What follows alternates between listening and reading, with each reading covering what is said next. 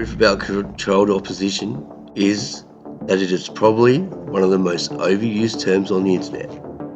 Someone gets a bit too popular, controlled opposition. Someone goes to the wrong podcast, controlled opposition. Someone changes their mind, or they fuck something up, or they don't hate exactly the same person that you fucking hate. They gotta be controlled opposition. And there's the fucking problem. Not because controlled opposition isn't real, because it fucking is. Governments and intelligence services have infiltrated movements. They've financed opposition groups. They've inserted agents. They've manufactured arguments between activists. That's not a theory. That is history. Here's where everyone shits the bed, and I gotta tell you, I've shit the bed plenty of times too. An informant inside of a movement doesn't automatically mean the movement itself is controlled. Someone influencing a group that isn't the same as someone creating that group. Disruption isn't the same thing as direction.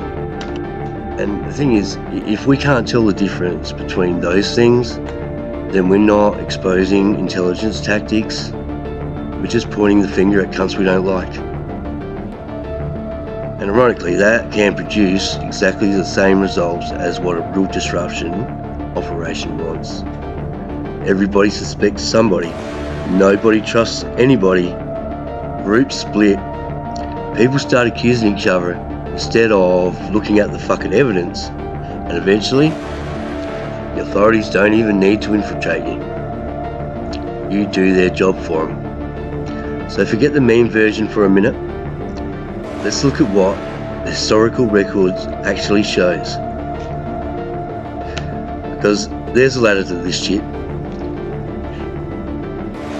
And it starts with surveillance, then penetration, then influence, disruption, provocation, and finally the actual controlled opposition.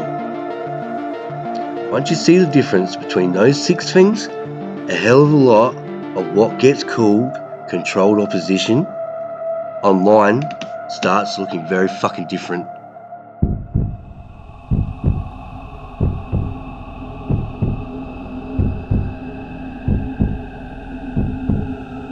Now the first case is COINTELPRO. This is where we start, because this isn't based on somebody's Telegram screenshot from fucking back in 2021. The FBI did it. The United States Senate investigated it. And what they found was not simply an agency sitting outside political movements talking notes. They were getting inside them, and they were fucking with the machinery. COINTELPRO ran from 1956 to 1971, and it wasn't aimed at one neat little political tribe either. Communists, socialists, Ku Klux Klan, Black Panthers, different groups, different politics, same basic lesson. The FBI just wasn't interested in knowing what these people were doing. It was interested in disrupting them, neutralizing them, making the organizations less capable of functioning. And this is where the ladder we just talked about actually becomes useful, because we're not sitting down here at surveillance anymore, we're climbing.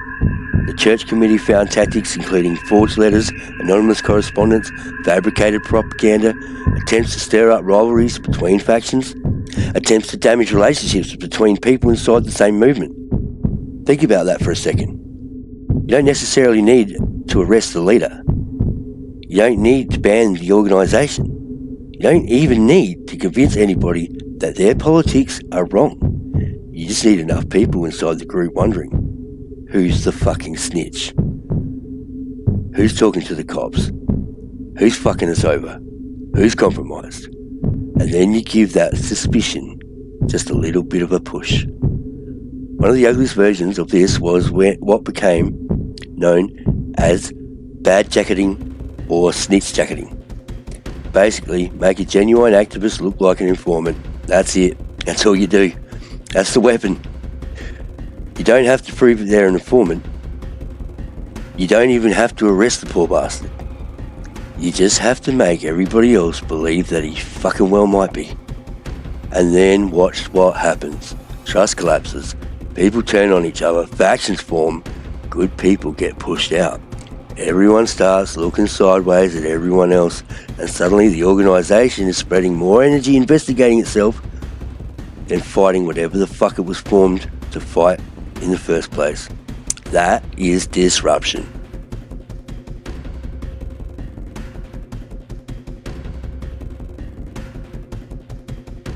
And that's the bit that everyone misses when they scream controlled opposition at every dickhead that has a podcast. Because disruption is not the same thing as control. Infiltration is not the same thing as control. Influence is not the same thing as control. COINTELPRO proves the FBI could get inside movements, fuck with the relationships, manufacture distrust, and help tear organisations apart from the inside. What it does not prove is that every movement they infiltrated was secretly theirs. That's a completely different claim. And if we're going to use them terms, controlled opposition, properly, then we need to keep climbing the ladder.